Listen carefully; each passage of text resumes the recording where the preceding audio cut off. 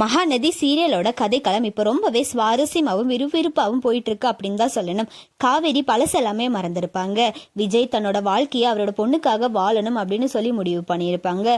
அதுக்கப்புறமா 2 வருஷத்துக்கு முன்னாடி விஜயோட பாட்டி இறந்திருப்பாங்க. அது அவங்க தாத்தா சொல்லுவாங்க. இப்போ காவேரி காஞ்சிபுரத்தில் இருக்கிற மாதிரி காட்டியிருக்காங்க. விஜயோட பொண்ணுக்கு இப்போ 5 வயசு ஆயிடுச்சு. அந்த பொண்ணை ஸ்கூல்ல சேர்த்துற மாதிரியான சீக்வன்ஸ் தான் இப்போ போயிட்டு இருக்கு. விஜய் அவரோட பொண்ணை ஸ்கூல்ல சேர்த்து போகும்போது அந்த இடத்துல காவேரி டீச்சரா இருக்கிறதுக்கான அதிகப்படியான வாய்ப்பு இருக்கு அப்படின்னு சொல்லிட்டு வராங்க. விஜய்க்கு காவேரியை தெரிஞ்சாலும் ஆனா காவேரிக்கு விஜய் கல்யாணம் பண்ணது, குழந்தை பிறந்தது எதுவுமே அவங்களுக்கு ஞாபகம் இருக்காது. அதனால காவேரிக்கு அதை தெரியறதுக்கான வாய்ப்பு கிடையாது.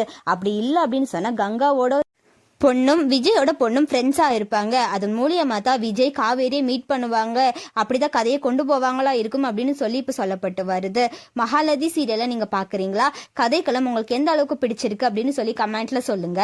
அண்ட் இந்த மாதிரியான அப்டேட்ஸ்க்கு நம்மளோட சேனலை சப்ஸ்கிரைப் பண்ணிக்கோங்க.